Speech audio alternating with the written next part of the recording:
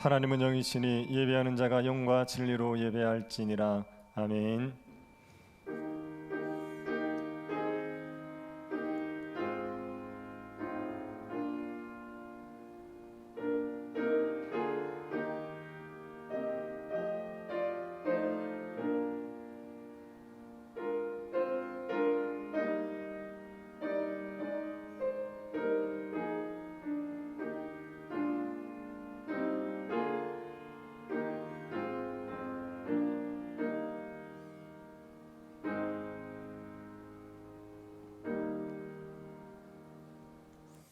자비하신 하나님께서 새해를 허락하시고 새해 첫 주 예배를 드릴 수 있게 하심을 감사드립니다.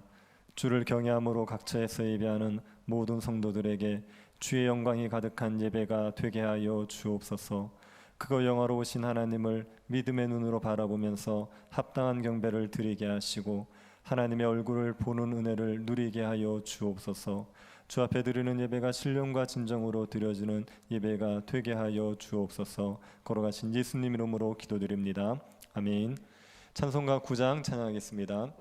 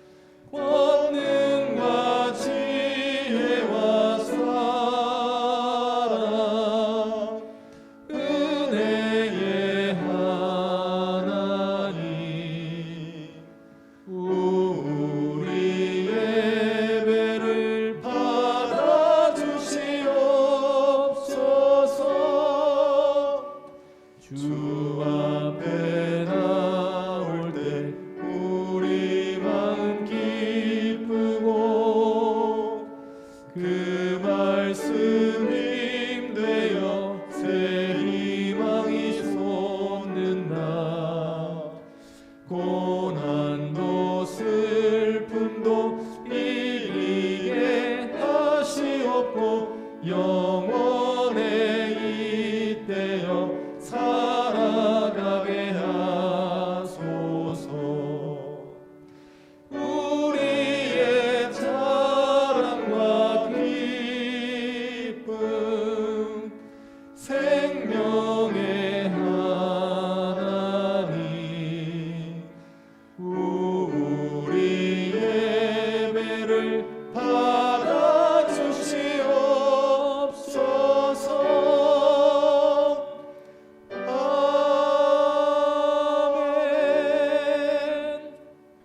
사도신경으로 신앙 고백하겠습니다. 전능하사 천지를 만드신 하나님 아버지를 내가 믿사오며 그 외아들 우리 주 예수 그리스도를 믿사오니 이는 성령으로 잉태하사 동정녀 마리아에게 나시고 본디오 빌라도에게 고난을 받으사 십자가에 못 박혀 죽으시고 장사한 지 사흘 만에 죽은 자 가운데서 다시 살아나시며 하늘 오르사 전능하신 하나님 우편에 앉아 계시다가 저리로서 산자와 죽은 자를 심판하러 오시리라. 성령을 믿사오며 거룩한 공예와 성도가 서로 교통하는 것과 죄를 사하여 주시는 것과 몸이 다시 사는 것과 영원히 사는 것을 믿사옵나이다. 아멘. 우옥렬 장로님 기도하시겠습니다. 다 같이 기도드리겠습니다.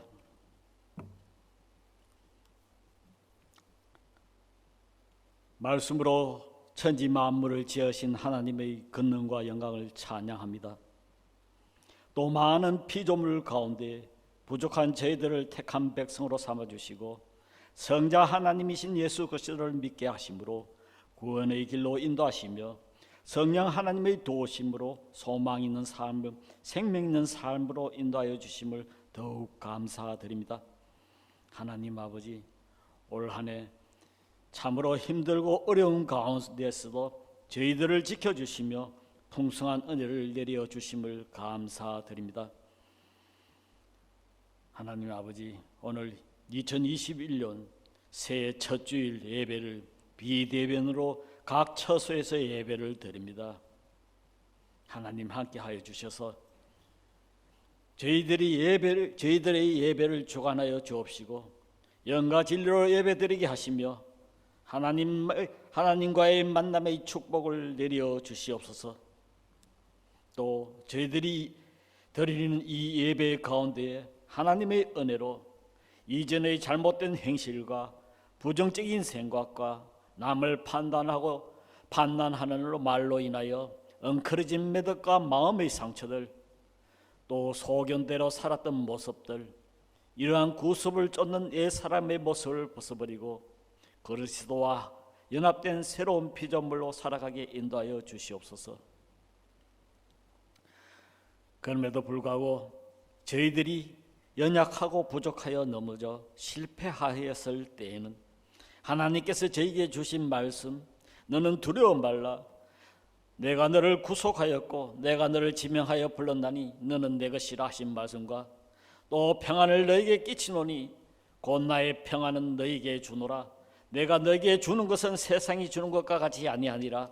너희는 마음에 근심도 말고 두려워하지도 말라고 붙들어 주시는 하나님의 말씀과 평안을 약속하신 예수 그리스도의 말씀에 의지하여 아버지 영이신 하나님 아버지께 기도하며 옛사람의 모습 또 걱정 근심들을 넉넉히 이길 능력을 주신다는 믿음을 주시옵소서.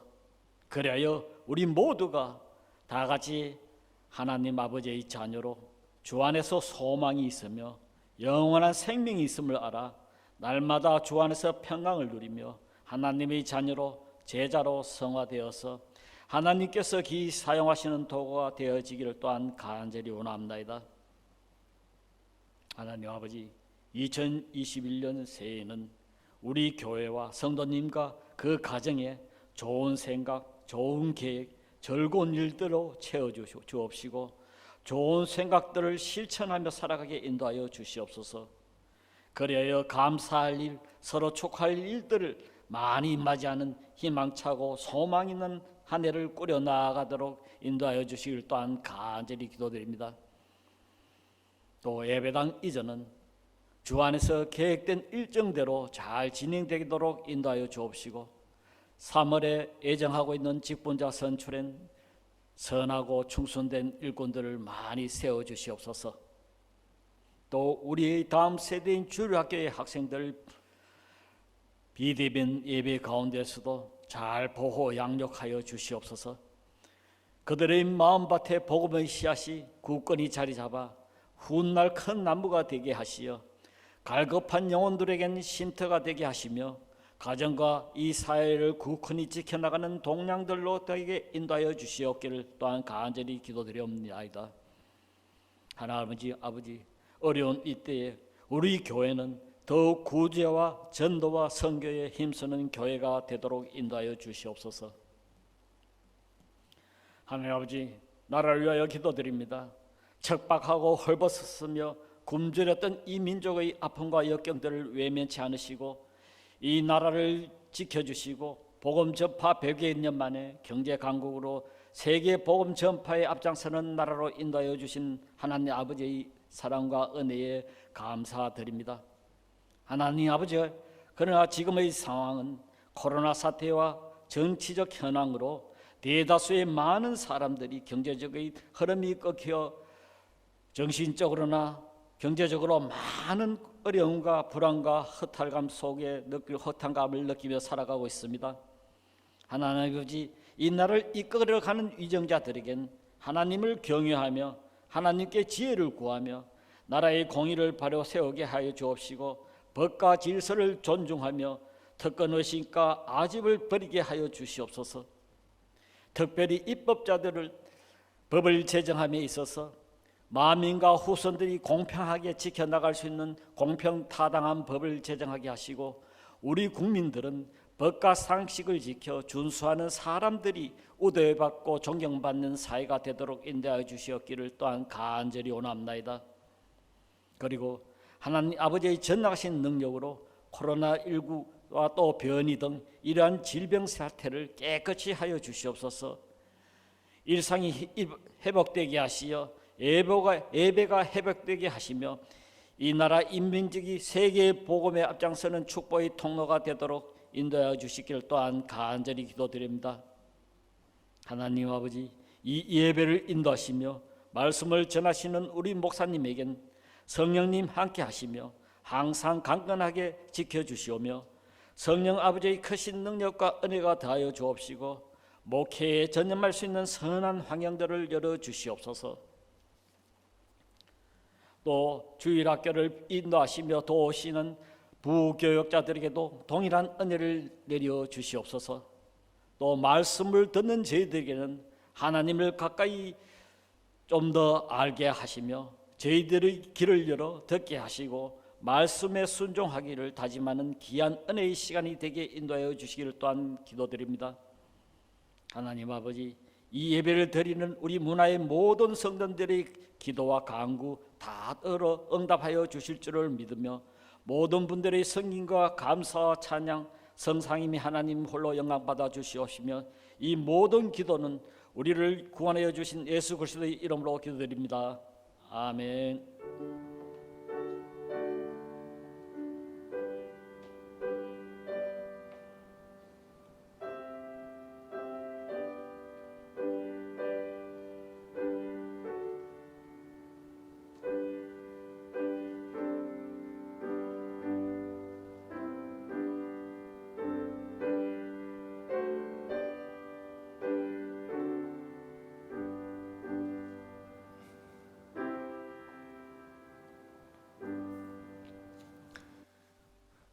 말씀을 보겠습니다. 마가복음 11장 1절부터 11절 말씀입니다. 마가복음 11장 1절부터 11절 말씀 찾으셔서 한 절씩 교도하도록 하겠습니다. 찾으셨으면 교도하겠습니다. 그들이 예루살렘에 가까이 와서 감난산 벳바게와 베다니에 이르렀을 때 예수께서 제자 중 둘을 보내시며 이르시되 너희는 맞은편 마을로 가라. 그리로 들어가면 곧 아직 아무도 타보지 않은 나귀 새끼가 매어 있는 것을 보리니 풀어 끌고 오라. 만일 누가 너희에게 왜 이렇게 하느냐 묻거든 주가 쓰시겠다 하라. 그리하면 즉시 이리로 보내리라 하시니 제자들이 가서 본즉 나귀 새끼가 문 앞 거리에 매어 있는지라. 그것을 푸니 거기 서 있는 사람 중 어떤 이들이 이르되 나귀 새끼를 풀어 무엇 하려느냐 하매 제자들이 예수께서 이르신 대로 말한데 이에 허락하는지라. 나귀 새끼를 예수께로 끌고 와서 자기들의 겉옷을 그 위에 얹어 놓음에 예수께서 타시니 많은 사람들은 자기들의 겉옷을 또 다른 이들은 들에서 벤 나뭇가지를 길에 펴며 앞에서 가고 뒤에서 따르는 자들이 소리 지르되 호산나 찬송하리로다 주의 이름으로 오시는 이여 찬송하리로다 오는 우리 조상 다윗의 나라여 가장 높은 곳에서 호산나 하더라. 같이 보겠습니다. 예수께서 예루살렘에 이르러 성전에 들어가사 모든 것을 둘러보시고 때가 이미 저물매 12 제자를 데리시고 베다니에 나가시니라. 아멘. 얼마 전에 중국 최고 부자인 마윈이 생애 최고의 위기를 겪고 있다는 뉴스가 나왔습니다. 마윈은 알리바바라는 전자상거래 회사를 만든 뛰어난 기업가입니다. 알리바바는 기업의 시가총액이 940조에 이르는 엄청난 대기업입니다. 이런 대기업을 이루고 중국에서 최고의 부자로 인정을 받았던 마윈이 단 2달 만에 위기를 겪고 있습니다. 알리바바의 시가총액이 230조 정도 낮아졌고 마윈의 재산도 5조 이상 줄어들었습니다. 마윈이 위기를 맞게 된 것은 공산당을 비판했기 때문입니다. 마윈은 어떤 행사에서 공산당의 경제 정책이 잘못되었다고 비판을 했습니다. 기차역을 운영하는 수준으로 공항을 운영하면 안 되는데 공산당은 주먹구구식인 경제 정책으로 기업을 부당하게 규제하고 있다, 그렇게 비판을 했습니다. 그 행사장에는 공산당의 실세들이 앉아 있었습니다. 그들이 있는 데서 정면으로 공산당의 정책을 비판을 한 겁니다. 이로 인해서 마윈은 미운 털이 박혔고 공산당이 여러 가지 방법으로 압박을 하면서 마윈이 위기를 맞이하고 있습니다. 기업을 경영하는 사람이 권력을 가진 자들의 심기를 불편하게 만드는 건 위험한 일입니다.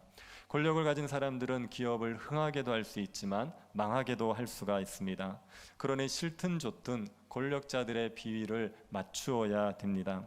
우리나라는 나름대로 민주화가 되어 있다고 말하지 않습니까? 이런 나라에서도 기업가들이 권력자들의 심기를 건드리는 것은 위험합니다. 기업가들뿐 아니라 누구든지 마찬가지죠. 권력자들을 건드렸다가 좋을 것은 없습니다. 그러니 웬만하면 불편하게 하지 말아야 됩니다. 예수님의 입장에서도 권력자들의 심기를 건드리는 것이 좋을 것이 없었습니다. 종교 권력을 가지고 있는 사람들은 예수님을 죽이고 싶어 했습니다. 예수님의 공생애 내내 대제사장들, 서기관들, 이런 종교 권력자들이 예수님을 주목했고 예수님을 죽이고 싶어 했었습니다. 그런데 예수님께서 이런 권력자들의 심기를 건드려서 좋을 게 뭐가 있겠습니다. 이걸 아시는 예수님께서 예루살렘에 입성하실 때 권력자들을 자극하는 방식으로 입성을 하십니다. 예수님께서 나귀를 타고 예루살렘에 입성을 하셨습니다. 예루살렘에 입성하는 예수님을 보고 무리들이 호산나라고 외치면서 환호를 했죠. 예수님은 마치 자신의 왕궁이 있는 도성에 입성하는 왕처럼 그렇게 예루살렘에 입성을 하셨습니다. 이것은 종교 권력자들을 자극하는 행동이었습니다. 그리고 정치 권력자들도 자극하는 행동이었습니다. 이런 행동이 예수님의 생명을 위태롭게 하는 행동입니다. 그런데도 예수님께서 이 모든 것을 연출하셨습니다. 예수님께서 예루살렘에 입성하시면서 의도적으로 이 모든 일들을 이루셨습니다. 예수님께서 왜 이렇게 하셨겠습니까? 권력자들을 자극하는 그런 방식으로 왜 이렇게 예루살렘에 입성을 하셨겠습니까? 오늘 본문을 보면서 이유를 한번 알아보겠습니다. 예수님께서는 갈릴리에서 주로 사역을 하시다가 유월절에 맞춰서 예루살렘으로 가십니다. 예수님이 갈릴리에서부터 예루살렘에 오시는 동안 이동수단은 걸어서 오시는 거였습니다. 그런데 예루살렘을 앞두고 벳바게와 베다니 근처에서 이동수단을 바꾸십니다. 벳바게와 베다니는 예루살렘 근처에 있는 마을입니다. 베다니는 예루살렘에서 3.2km 떨어져 있는 마을입니다. 이 베다니에는 예수님께서 사랑하셨던 나사로의 가족이 있었죠. 그리고 예수님께서 예루살렘에 계시는 동안 그동안 밤에 주무실 때는 베다니에 와서 주무십니다. 베다니는 예수님에게 굉장히 친숙한 동네입니다. 그리고 벳바게라는 곳은 베다니에서 예루살렘으로 가는 길에 있는 마을입니다. 베다니보다도 예루살렘에 훨씬 더 가까이 있는 마을이 벳바게입니다. 벳바게와 베다니는 모두 감람산 기슭에 있기 때문에 감람산, 벳바게, 베다니 이렇게 말을 합니다. 베다니까지 왔으면 예루살렘이 이제 거의 다 도착을 한 겁니다. 이때 예수님께서 제자 둘을 마을로 보내시죠. 그리고 특별 임무를 주십니다. 2절을 보시기 바랍니다. 이르시되 너희는 맞은편 마을로 가라. 그리로 들어가면 곧 아직 아무도 타보지 않은 나귀 새끼가 메어 있는 것을 보리니 풀어 끌고 오라. 예수님께서 제 아들에게 맞은편 마을로 가라고 했습니다. 여기에서 맞은편 마을은 벳바게를 말하는지 베다니를 말하는지 아니면 다른 마을을 이야기하는지가 명확하지 않습니다. 그런데 정황상 베다니를 말하는 것으로 보입니다. 베다니는 예수님께서 죽은 나사로를 살린 적이 있습니다. 그런 마을이기 때문에 예수님에 대해서 잘 알고 있는 마을이죠. 그 베다니로 예수님께서 제 아들을 보내셔서 나귀를 끌고 오라고 하신 것 같습니다. 예수님이 2명의 제자에게 나귀 새끼를 끌고 오라고 말하죠. 아직 아무도 타보지 않은 나귀 새끼를 끌고 오라고 했습니다. 여기 나귀 새끼는 이제 막 태어난 그런 나귀 새끼를 말하지 않습니다. 생후 1, 2개월이 된 그런 작은 나귀 새끼를 말하는 게 아닙니다.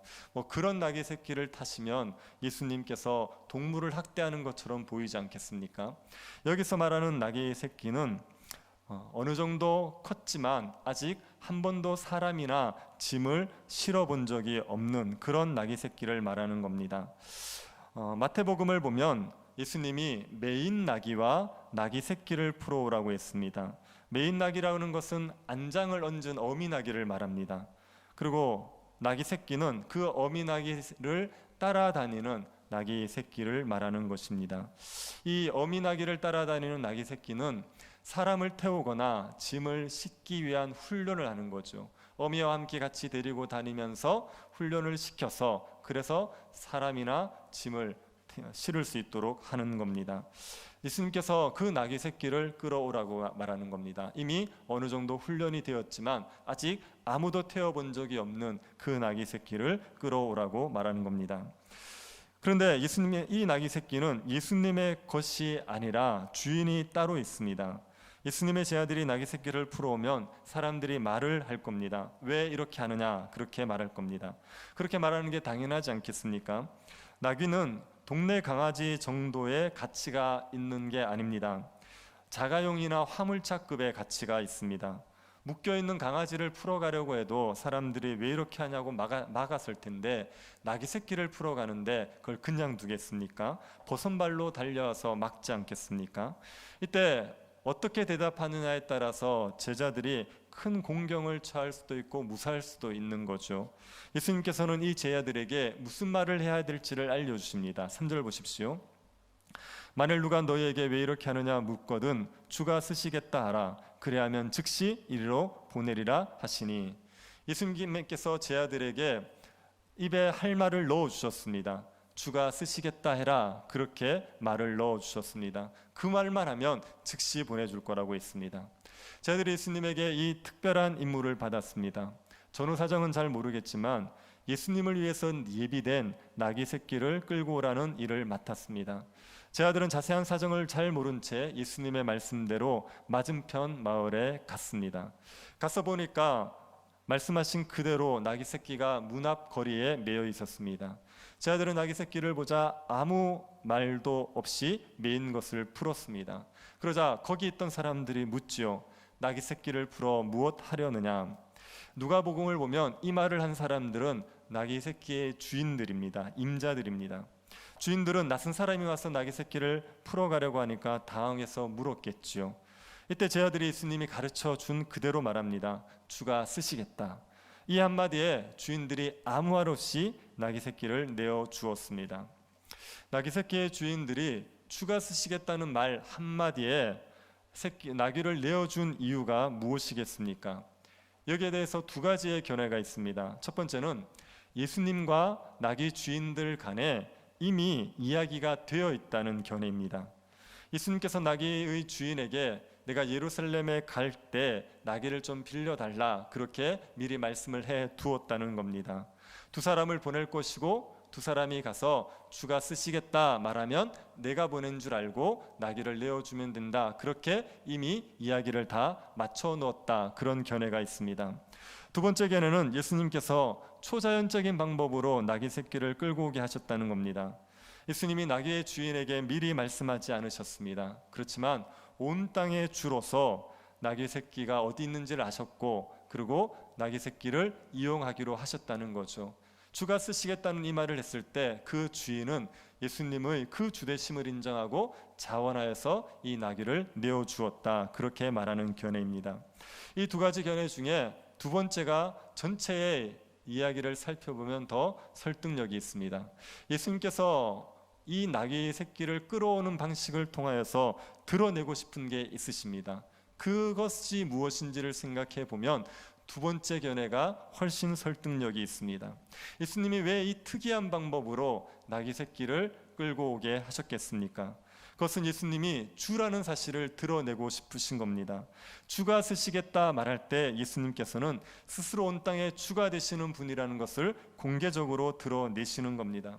예수님은 모든 만물을 창조하신 하나님이십니다. 그러니 모든 만물의 주인이시기도 하시죠. 예수님은 모든 만물을 원하시는 뜻대로 사용하실 수 있는 권리가 있으신 창조주이십니다. 하나님께서도 모든 자연 만물을 원하시는 대로 사용하지 않습니까? 하나님이 애굽에서 10가지 재앙을 내리실 때 자연 만물을 마음껏 사용하셨습니다. 나일강을 사용하셨습니다. 개구리도 사용하시고 메뚜기도 사용하시고 우박도 사용하시고 태양도 사용하셨습니다. 모든 자연 만물을 원하시는 대로 사용하시면서 재앙을 내리셨습니다. 하나님은 사람도 뜻하시는 대로 쓸 수가 있습니다. 토기장이가 진흙으로 귀 있을 그릇을 빚든지 천 있을 그릇을 빚든지 자유 아닙니까? 그럴 권리가 있지 않습니까? 하나님께서도 사람들을 어떤 용도로든 마음대로 쓰실 수 있는 권리가 있으십니다. 하나님은 나라도 사용하실 수 있죠. 대제격도 하나님의 뜻대로 원하는 대로 사용하실 수가 있습니다. 하나님이 모든 만물의 주인이 되십니다. 하나님이 만물의 주인이신 것처럼 예수 그리스도도 모든 만물의 주인이십니다. 그래서 예수님이 주가 쓰시겠다 말하며 예수님이 모든 만물의 주인 되심을 드러내시는 거죠. 예수님이 주시기 때문에 나귀 새끼를 원하시는 대로 쓰실 수 있는 권리가 있으십니다. 고대 왕들은 동물이나 사람을 징발할 수 있는 권한이 있었습니다. 왕이 필요하면 나귀를 징발해서 쓸 수 있었습니다. 사람을 징발해서 쓸 수 있었습니다. 로마 황제도 이 징발권이 있습니다. 로마 사람들은 지나가는 사람들에게 짐을 지게 할 수 있고요, 지나가는 사람들의 물건을 이용할 수도 있지요. 예수님이 산상수훈에서 억지로 오리를 가자고 하면 심리를 가주라, 그렇게 말씀하지 않습니까?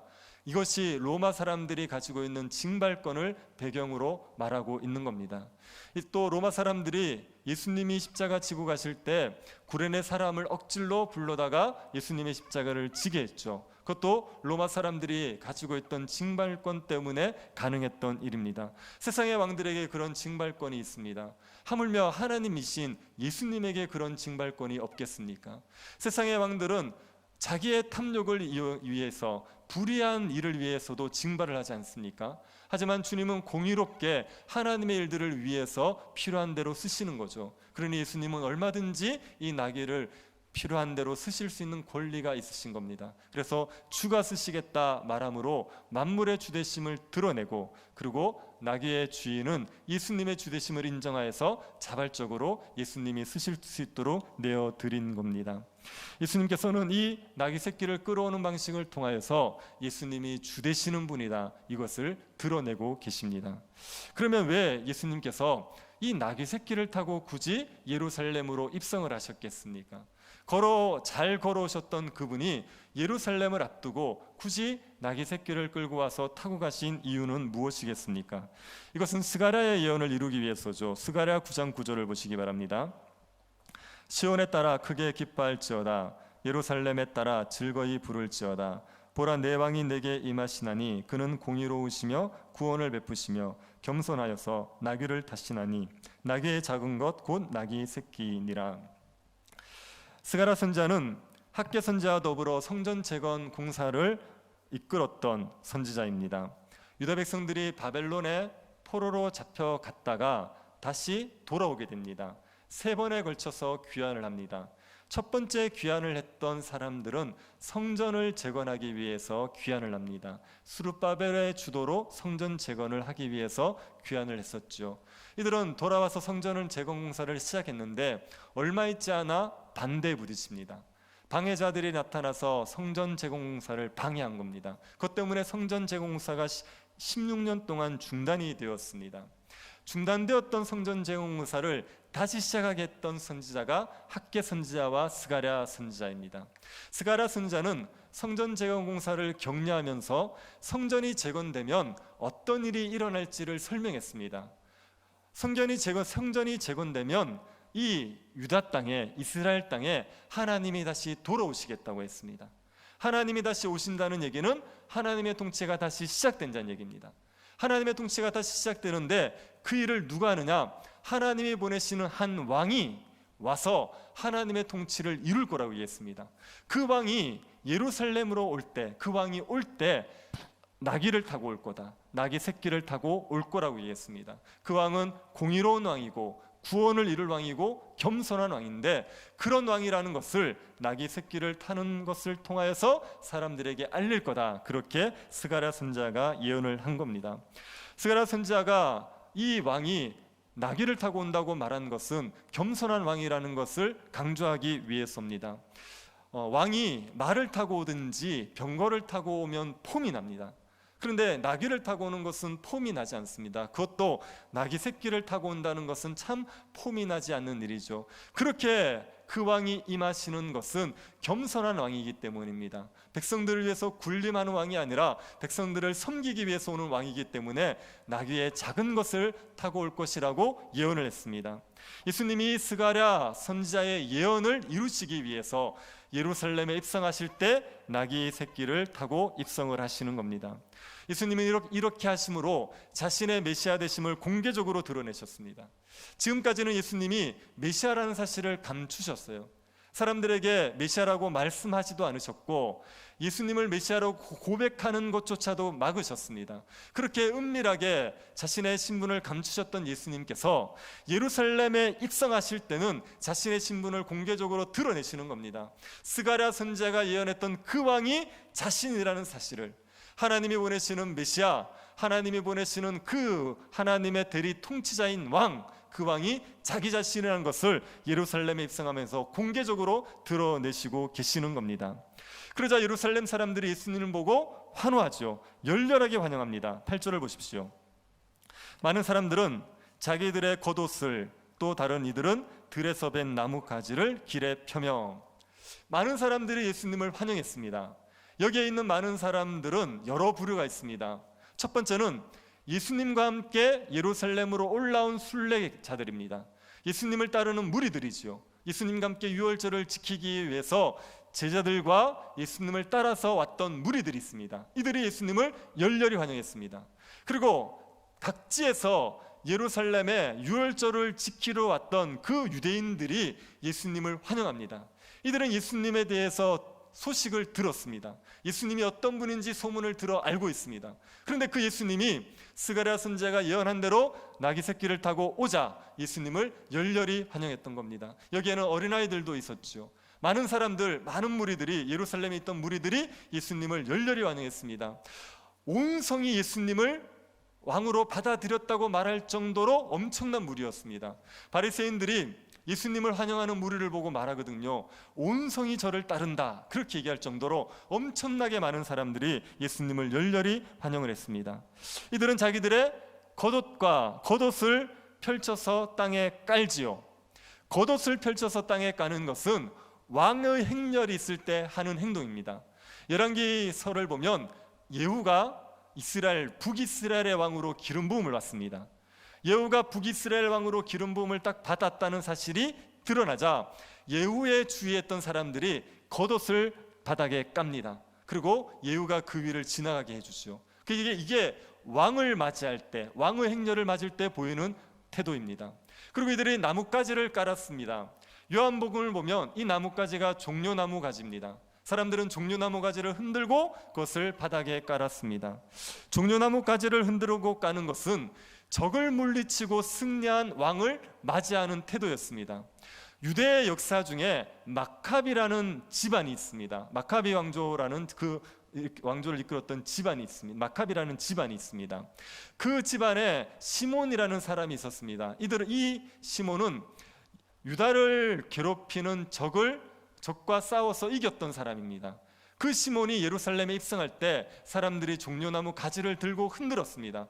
이 시몬이 적을 물리치고 온 왕이라는 것을 인정하고 열렬히 환영했었죠. 그런 마음으로 이들이 지금 예수님을 종려나무 가지를 들고 흔들면서 종려나무 가지를 땅에 깔면서 예수님을 환영하고 있는 겁니다. 예루살렘의 사람들은 예수님이 자신들의 왕이라는 것을 인정하고 왕을 대하듯이 겉옷을 깔고 나뭇가지를 깔고 그리고 예수님을 맞았습니다. 이들이 예수님을 환호하면서 외친 말이 있죠. 호산나, 이렇게 외쳤습니다. 호산나라는 말은 히브리어 호시아나라는 것을 헬라어로 표기해서 읽으면 호산나가 되는 겁니다. 호산나는 지금 구원하소서, 이런 의미가 있습니다. 사람들이 예수님에게 호산나 이렇게 외칩니다. 예수님에게 우리를 지금 구원해 주십시오. 당신이 우리를 구원하실 수 있습니다. 지금 우리를 구원하십시오. 그런 의미에서 호산나 이렇게 외친 겁니다. 그런데 그냥 호산나라고 외치지 않고 가장 높은 곳에 호산나 이렇게 얘기합니다. 가장 높은 곳이라는 곳은 어디를 말하겠습니까? 이거는 하나님이 계신 곳을 말하죠. 하나님이 계신 곳이 가장 높은 곳입니다. 그래서 가장 높은 곳에서 호산나 이렇게 외치는 것은 가장 높은 곳에 계신 하나님 우리를 지금 구원해 주십시오, 그렇게 이야기하는 겁니다. 하나님에게 우리를 구원해 달라는 의미에서 호산나, 가장 높은 곳에 호산나 이렇게 외치는 거죠. 그 하나님의 구원을 이룰 자가 예수님이라고 믿은 거죠. 그래서 예수님에 대해서 찬양을 합니다. 찬송하리로다 그러면서 예수님을 찬양합니다. 뭐라고 찬양합니까? 예수님을 부르기를 주의 이름으로 오시는 이, 이렇게 불렀습니다. 그리고 다윗의 왕, 우리 조상 다윗의 나라여, 이렇게 불렀습니다. 주의 이름으로 오시는 이, 우리 조상 다윗의 나라여, 이렇게 얘기했습니다. 우리 조상 다윗의 나라, 이 말은요, 다윗의 왕국을 가져오실 이, 이런 의미입니다. 그래서 예수님을 향해서 이렇게 부르는 겁니다. 주의 이름으로 오시는 이, 다윗의 왕국을 가져오실 이, 이런 의미로 부르는 겁니다. 이 사람들은 지금, 이 무리들은 예수님께서 다윗의 왕국을 이룰 그 메시아다, 그 왕이라는 것을 고백하면서 예수님을 이렇게 찬양하고 있는 겁니다. 이 무리들은 예수님이 자신들을 로마의 압제에서 구원해 줄 정치적인 왕으로 이해하고 있습니다.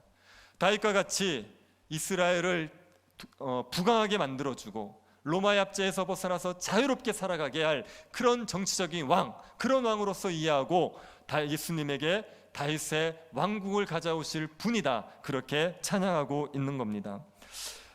예수님이 이 스가랴의 예언대로 나귀를 타고 올라가자 사람들은 다 예수님이 메시아라는 것을 알아왔습니다. 그리고 예수님을 다윗의 이름으로 오시는, 다윗의 후손으로 오시는 메시아라고 찬양하면서 열렬히 환호를 했던 겁니다. 예수님께서 이 무리들을 제지하지 않으시죠. 이 무리들은 예수님에 대해서 지금 정확히 알고 있지는 않습니다. 예수님이 메시아인 건 맞지만 어떤 메시아인지는 아직 잘 모르고 있습니다. 그저 예수님이 자기들을 로마의 압제에서 구원해 주기를 바라는 마음에 예수님을 열렬히 환영하고 있습니다. 그런데도 불구하고 예수님께서 이 무리들을 제지하지를 않습니다. 누가복음을 보면 바리새인들이 예수님을 향하여서 제자들이 호산나라고 부르는 것을 금하라고 그렇게 얘기합니다. 그때 예수님께서 뭐라고 하십니까? 이들을 금하면 돌들이 찬양할 거라고 그렇게 얘기했습니다. 예수님 그거를 금하지 않으셨습니다. 의도적으로 이렇게 찬양하도록 예수님께서 모든 것들을 연출하셨던 겁니다. 이렇게 요란을 떠는 일은 예수님에게 위험한 일이죠.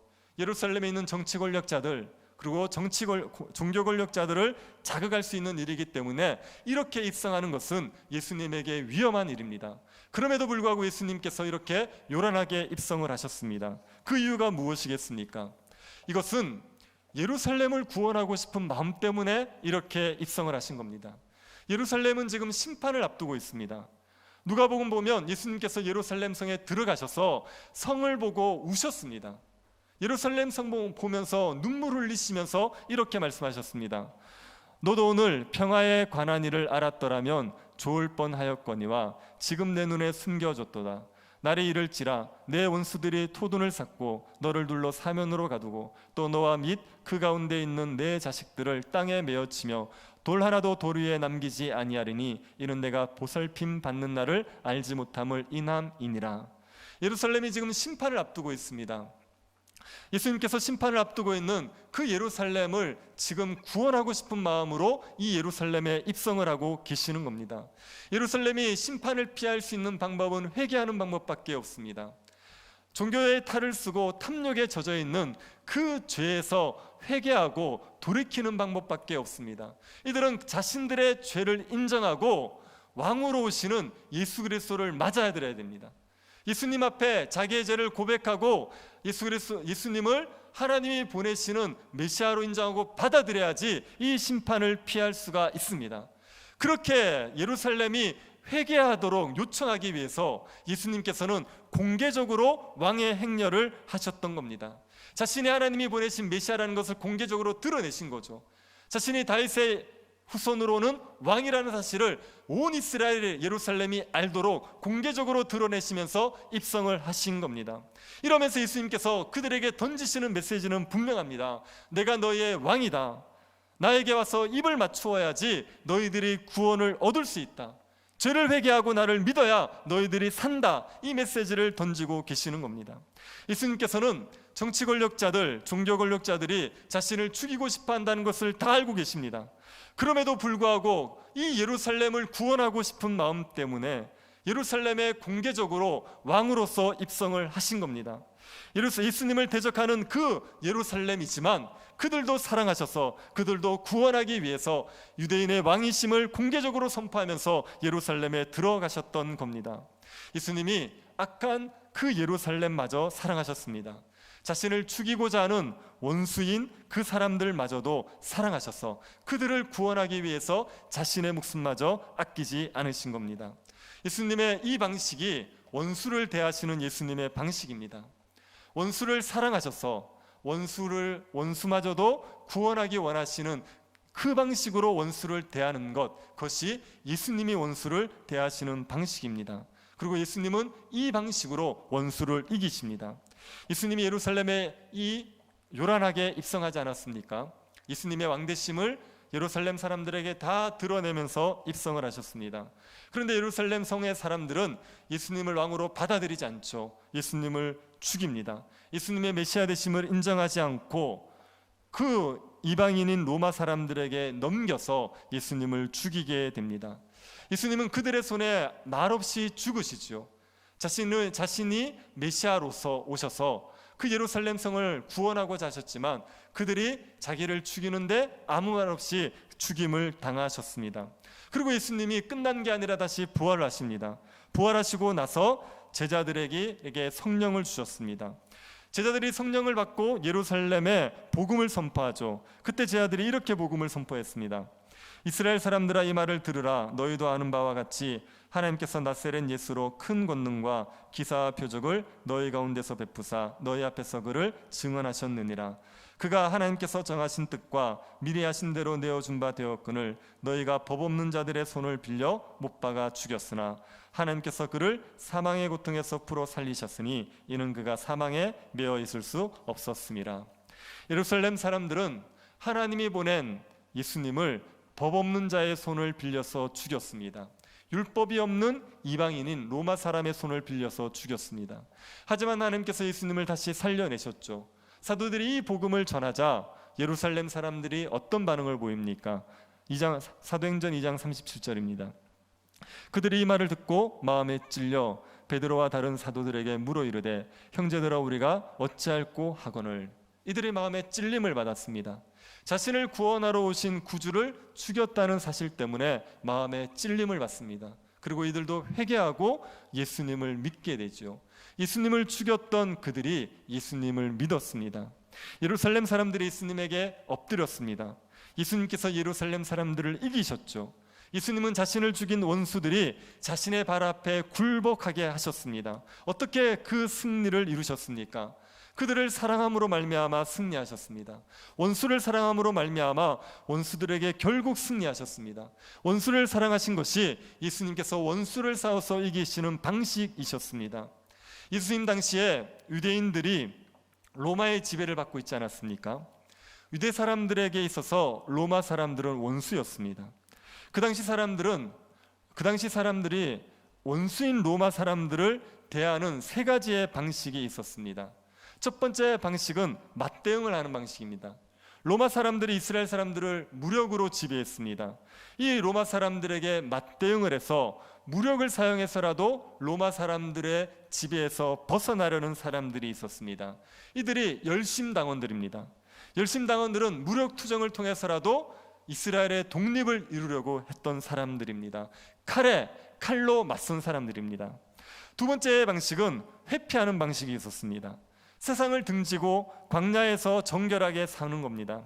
세상이 어떻게 되든지 상관없이 하나님 앞에서 정결하기만 힘쓰는 사람들이 있었습니다. 에세네파 같은 사람들이 이런 사람들입니다. 이들은 세상에서 물러나서 자신들이 하나님 앞에 정결하게 사는 데만 집중하고 살았습니다. 자신들이 하나님 앞에 정결하게 살기만 하면 하나님께서 이스라엘을 로마에서 구원해 줄 거다, 그런 믿음 가지고 세상이 어떻게 되는지 상관하지 않고 세상에서 떠나서 자신들의 공동체를 이루고 자신들만 하나님 앞에서 정결하게 살기를 애썼습니다. 그리고 세 번째 방식이 동화의 방식이 있습니다. 로마 사람들의 편에 붙어버린 겁니다. 사두개인 같은 사람들입니다.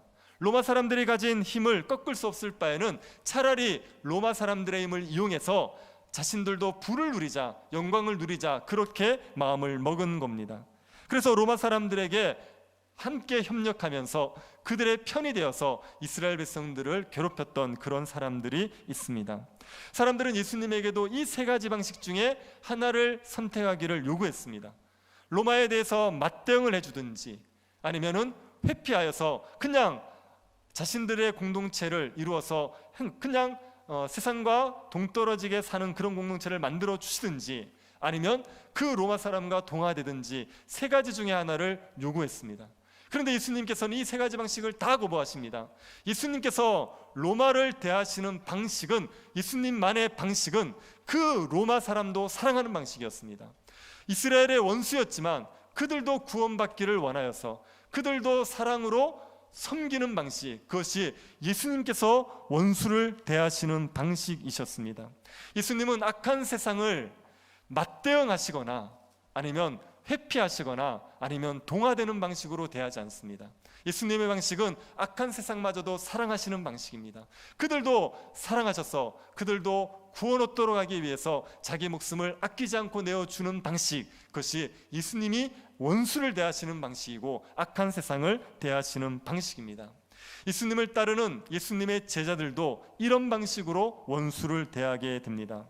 사도 바울이 3차 전도여행을 마치고 예루살렘으로 가지 않습니까? 사도 바울은 예루살렘에 올라가기 전에 예루살렘에 있는 유대인들이 자기를 죽이려 한다는 것을 다 알고 있었습니다. 성령이 사도 바울에게 예루살렘에 올라가면 환란이 있을 거라는 걸 알려주셨죠. 사도 바울을 아끼는 제자들은 사도 바울이 예루살렘에 가지 못하도록 말렸습니다. 그런데도 사도 바울은 예루살렘에 올라갑니다. 자기의 생명을 아끼지 않고 예루살렘에 올라갑니다. 사도 바울이 예루살렘에 올라간 이유 중에 한 가지는 예루살렘에 있는 그 유대인들을 구원하고 싶은 마음 때문에 그렇습니다. 자신의 동족들, 그 자신의 혈육들을 구원하고 싶은 마음 때문에 자기를 죽이려는 그 예루살렘 사람들을 향하여서 올라갔던 거죠. 자기의 원수인데, 자기를 죽이려는 원수인데 그들조차도 사랑했어서 자기의 목숨을 아끼지 않고 그들에게도 복음을 전하려고 했던 것이 사도 바울의 방식이었습니다. 이것이 예수님의 방식이죠. 예수님을 따르는 모든 사람들의 방식입니다. 원수를 사랑해서 원수를 위해서도 목숨을 아끼지 않는 방식으로 예수님과 예수님의 제자들은 원수를 대하는 겁니다. 여러분, 원수를 이기시려면 주님의 이 방식을 따르셔야 됩니다. 원수를 미워해서 대적하는 것으로 원수를 이길 수 없습니다. 원수의 방식으로 맞대응하는 것으로는 이겨도 지는 겁니다. 그 방식으로는 원수를 이길 수 없습니다. 원수를 이기자면 원수를 사랑하셔야 됩니다. 원수를 위해서 자기 목숨을 내어줄 정도로 사랑하는 것이 원수를 이기는 방식입니다. 여러분의 남편이 혹시 원수처럼 여겨지십니까? 남편과 싸워서 이기려고 하지 마십시오. 그 남편을 사랑하시면, 주님이 원수를 사랑하신 것처럼 그 남편을 사랑하시면, 그러면 남편을 이길 수 있게 됩니다. 여러분의 이웃이 원수처럼 여러분을 괴롭힙니까? 그 이웃을 사랑해야 됩니다. 그 이웃도 구원 얻기를 간절한 구원 얻기를 바라는 간절한 마음으로 사랑으로 섬기셔야 됩니다. 그것이 원수를 이기는 방식입니다. 교회에서 나에게 가시 같은 성도가 있습니까? 그 성도와 맞대응하지 마십시오. 회피하지도 마십시오. 똑같이 데려가지도 마십시오. 그 성도를 사랑하시면 됩니다. 목숨을 내어줄 정도로 사랑하면 그 성도를 얼마든지 이길 수가 있습니다. 떠도는 이야기 중에 미운 시어머니를 죽이는 법이라는 이야기가 있습니다. 옛날에 굉장히 고약한 시어머니가 있었습니다. 며느리에게 잔소리를 너무 많이 하고 정말 혹독하게 시집살이를 시킨 겁니다. 며느리가 도저히 견딜 수가 없습니다. 시어머니가 안 죽으면 자기가 죽을 것 같은 겁니다. 참다 견딜 수 없어서 며느리가 용한 무당을 찾아갑니다. 그리고 시어머니를 죽일 수 있는 방책이 없냐고, 좀 비법이 있으면 가르쳐달라고 얘기합니다. 모든 사정을 다 들은 무당이 그 며느리에게 방법이 있다고 알려줍니다. 그리고 며느리에게 묻습니다. 시어머니가 제일 좋아하는 게 뭐냐고. 인절미를 제일 좋아한다고 얘기했습니다. 그러니까 그 무당이 며느리에게 하루에 3번 인절미를 꼬박꼬박 대접하라고, 100일만 대접하면 그러면 시어머니가 병에 걸려서 죽게 될 거라고 그렇게 얘기했습니다.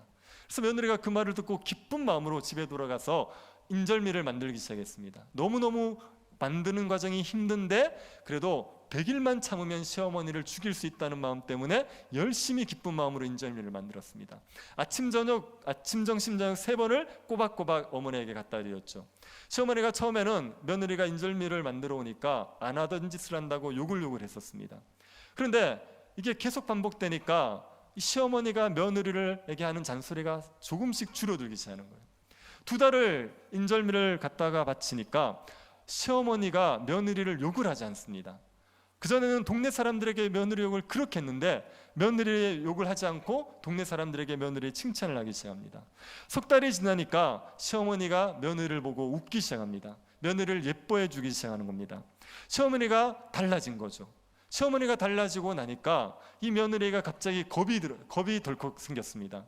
자기가 시어머니를 죽이려고 했다는 것도 겁이 났고, 그리고 시어머니가 죽을까봐 겁이 난 겁니다. 그래서 있는 돈 없는 돈을 다 싸들고 그 무당을 다시 찾아갑니다. 그리고 울면서 얘기합니다. 제가 잘못했습니다. 시어머니를 살릴 수 있는 방법이 뭔지를 좀 알려주십시오. 원하는 돈을 다 드릴 테니까 그 방법을 좀 알려주십시오. 그렇게 빕니다. 그랬더니 무당이 박장대소를 하고 말합니다. 그리고 이렇게 얘기했습니다. 내가 말한 대로 미운 시어머니가 죽었지요? 이렇게 얘기합니다. 미운 시어머니가 죽었어요. 대신에 예쁜 시어머니가 살았죠. 며느리가 시어머니를 죽이는 방법이 뭡니까? 맞대응하면 됩니까? 같이 싸우면 됩니까? 아니요. 시어머니를 사랑해 줘버리면, 그러면 미운 시어머니는 죽고 예쁜 시어머니가 살아나는 거죠. 우리가 원수를 맞대응하는 방식이 이런 방식입니다. 미운 사람에게 적대감을 가지고 있으면요, 절대로 그 사람을 이길 수 없습니다. 그것은 이겨도 이기는 게 아닙니다. 미운 사람도 사랑해야 됩니다. 미운 사람도 정말 사랑으로 대해야지 그 사람을 진짜 이길 수가 있습니다. 마틴 루터킹 목사님을 아실 겁니다. 마틴 루터킹 목사님은 흑인 인권을 위해서 싸웠고 정말 많은 성과를 이루어내셨습니다. 그 마틴 루터킹 목사님 이전에도 흑인 인권을 위해서 싸웠던 많은 사람들이 있었습니다. 그런데 그들이 이룬 성과보다 마틴 루터킹 목사님이 이룬 성과가 훨씬 컸습니다. 그 이유에 대해서 어떤 사람이 이런 분석을 했습니다. 마틴 루터킹 목사님 이전에 흑인 인권가들과 이 마틴 루터킹 목사님의 결정적인 차이가 뭐냐? 그것은 백인을 대하는 방식이 달랐다는 거예요. 마틴 루터킹 목사님 이전의 흑인 인권가들은 백인들을 적으로 대한 겁니다. 그들을 꺾어야지 흑인의 인권을 신장할 수 있다 그래서 적대시하고 싸우려고 했었습니다. 그런데 마틴 루터킹 목사님은 그 백인들도 사랑한 거죠. 그들이 흑인의 인권을 보장해 주는 게 그들이 옳게 가는 길이라는 걸 믿었고, 그 백인들을 위해서도 그게 낫다는 걸 믿은 겁니다. 그래서 그 백인들도 사랑하는 마음으로 바르게 되기를 바라는 마음으로 백인들을 사랑으로 대했다는 겁니다. 그 차이 때문에 이 마틴 루터킹 목사님을 통하여서 훨씬 많은 열매가 맺힐 수 있었다고 말하는 겁니다. 우리에게 해를 가하고 우리를 적대시하는 사람들, 그들에 대해서 미움과 분노를 가지고 있어서는 그들을 이길 수 있는 방법이 없습니다. 예수 그리스도의 방식으로 그들을 사랑해야 됩니다. 그들을 품어줘야 됩니다. 그들도 구원 얻기를 바라는 마음으로 그들을 잘 섬겨줘야 됩니다. 그래야지 그들을 참되게 이길 수가 있습니다. 여러분, 마음에 독한 시기와 다툼이 있으면 그것은 주님이 주시는 지혜를 따르는 게 아니라는 것을 기억하시고 주님의 방식도 아니라는 것을 기억하십시오. 누군가에 대해서 마음에 분노가 있고 미움이 있고 적개심이 있는 상태에서 그에게 무엇을 하든지 간에 그건 주님의 방식이 아닙니다. 주님이 주시는 지혜를 따르는 거면 반드시 마음에 사랑이 있습니다. 반드시 마음에 화평함이 있고 온유함이 있게 됩니다. 그래서 나에게 원수 같은 자라도 그를 사랑하는 마음으로 대할 때 그때 주님의 방식을 따르는 거고 주님이 주시는 지혜로 움직이게 되는 겁니다. 그러니 마음에서부터 원수라도 사랑하고 그를 사랑으로 섬길 마음으로 대하셔야 되는 겁니다. 오늘날 교회가 여러 세력들로부터 핍박을 당하고 있죠. 교회를 싫어해서 미워해서 공격하는 많은 세력들이 있습니다. 교회가 무너지기를 바라는 그런 세력들이 있지요. 우리가 그런 세력들을, 악한 세력들을 대할 때도 그들에 대해서 분노를 가지면 안 됩니다. 그들에 대해서 미움을 가지면 안 됩니다. 그들을 저주하는 마음으로 대하면 안 됩니다. 그들도 구원 얻기를 바라는 마음으로 사랑으로 대해야 됩니다. 그래야지 우리가 그들을 진정 이길 수가 있습니다. 그래야지 예수 그리스도의 방식을 따라야지 그래야 우리가 승리할 수가 있습니다. 그러니 원수조차도, 악한 자들조차도 사랑으로 대하시기 바랍니다. 예수 그리스도께서 자신의 원수 같은, 자신을 적대시하는 예루살렘을 구원하고 싶은 마음으로 예루살렘에 입성하신 것을 생각하십시오. 그 예수 그리스도를 생각하시면서 원수조차도 사랑으로 대하시기를 바랍니다. 이게요, 우리의 본성으로 되지 않습니다. 우리의 본성으로 할 수 없는 일입니다. 그때마다 예수님을 바라보십시오. 원수 같은 나를 사랑하신 예수님을 바라보셔야 됩니다. 그 예수 그리스도의 은혜를 기억하면서 우리도 원수를 사랑하면 우리도 얼마든지 예수 그리스도처럼 원수를, 악한 세상을 이길 수가 있습니다. 올 한해 우리가 모든 사람을 사랑하도록 힘쓰시기를 바랍니다. 우리에게 적대시하는 사람들조차도 사랑함으로 말미암아 미운 사람 없고 싫은 사람 없고 모든 사람들과 화평한 가운데 하나님의 뜻을 이루어가는 복된 한 해가 될 수 있기를 간절히 바랍니다. 우리를 위해서 겸손한 왕으로 이 땅에 오신 예수 그리스도께 감사를 드립니다. 원수된 우리를 사랑하셔서 목숨을 내어주신 그 사랑을 날마다 기억하게 하여 주옵소서. 십자가의 은혜를 받은 우리들도 이웃을 사랑하게 하여 주옵소서. 원수조차도 사랑함으로 선으로 악을 이기게 하옵소서. 이 한 해 동안 예수 그리스도만 바라봄으로 미운 사람도 싫은 사람도 없이 모든 사람들과 화평한 가운데 살아갈 수 있도록 은혜 내리워 주옵소서. 걸어가신 예수님 이름으로 기도드립니다. 아멘. 찬송가 503장 부르시면서 하나님 앞에 봉헌하도록 하겠습니다.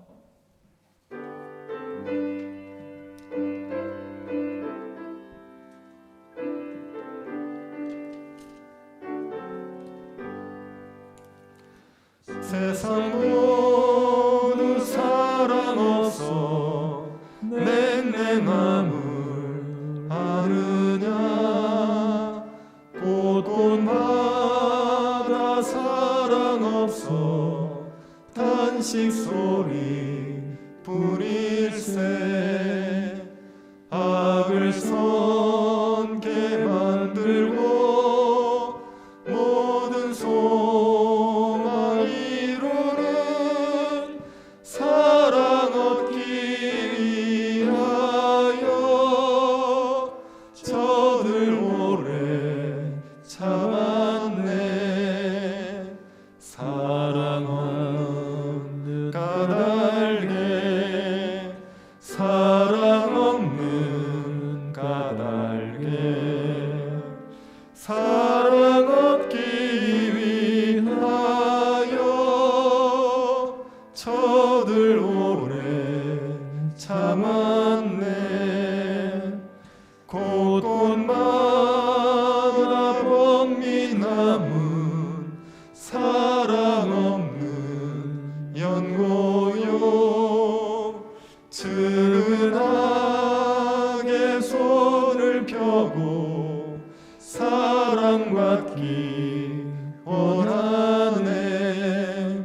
어떤 이는 고통과 근심 걱정 많으니 사랑 없는 까닭에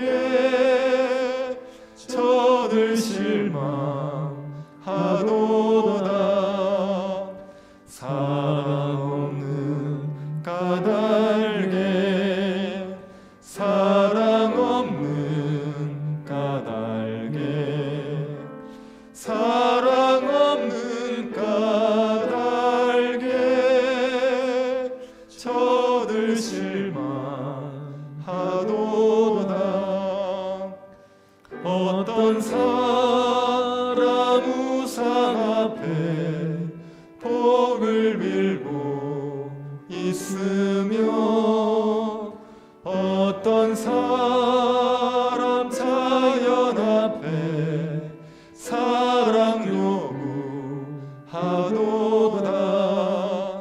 먼저 믿는 사람들 예수 사랑 가지고 나타내지 않으면 저들 실망하겠네. 예수 사랑 가지고 예수 사랑 가지고 나타내지 않으면 저들 실망하겠네. 기갈 중에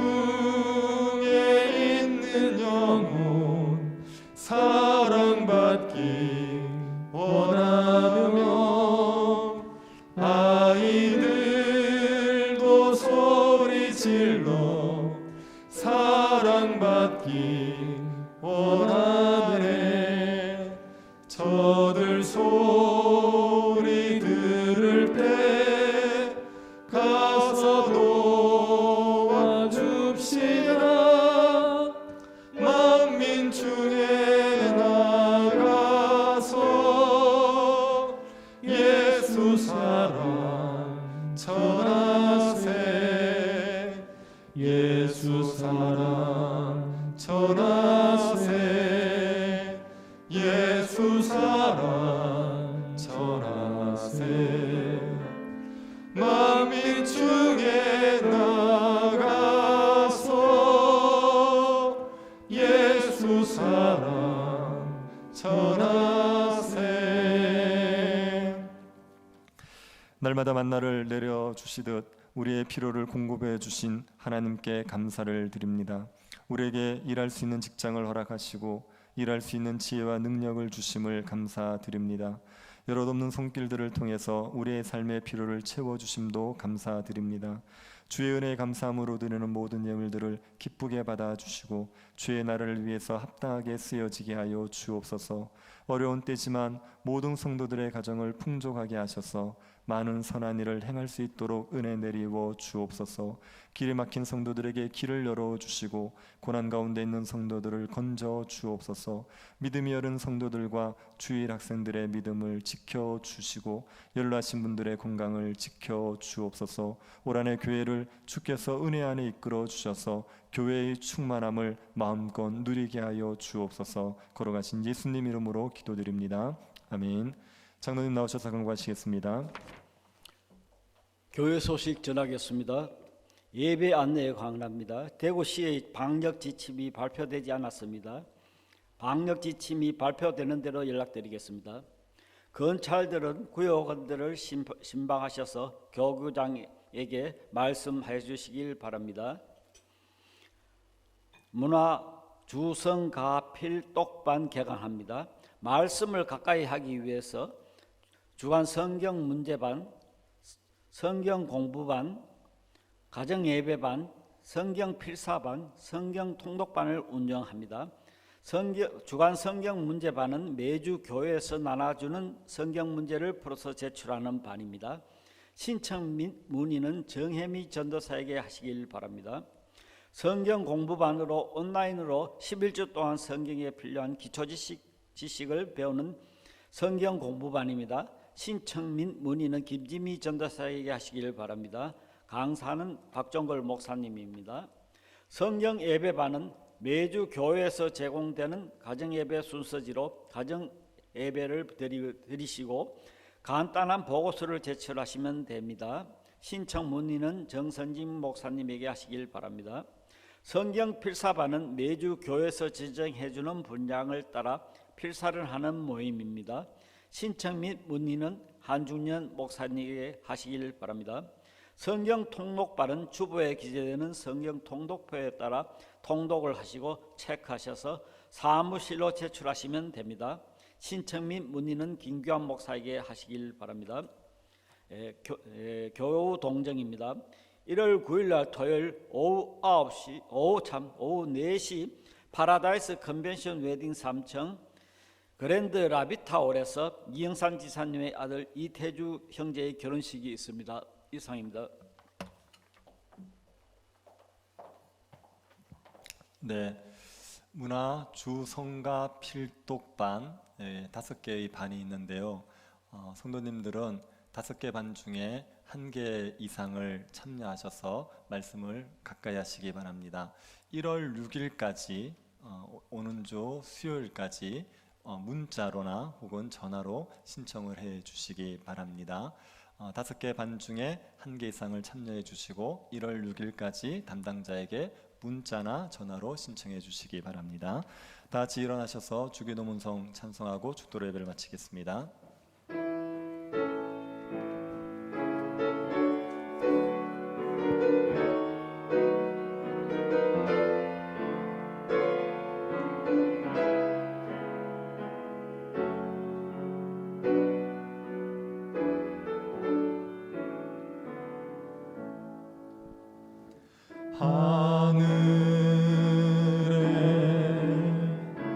계신 아버지 이름 거룩하사 주님 나라 임하시고 뜻이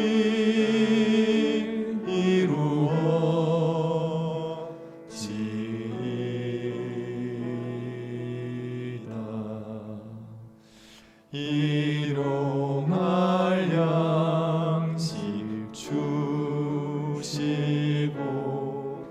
우리들의 큰 죄 다 용서하옵시고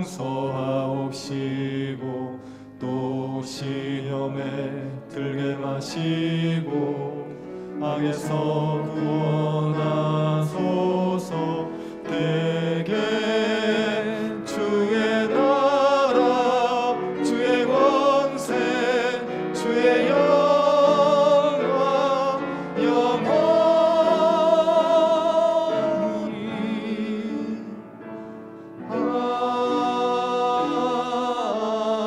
아멘. 지금은 우리 주 예수 그리스도의 은혜와 하나님의 사랑과 성령의 교통 이루하심이 사랑하는 주의 백성들의 머리 위에 지금으로 영원토록 함께 있을지어다. 아멘.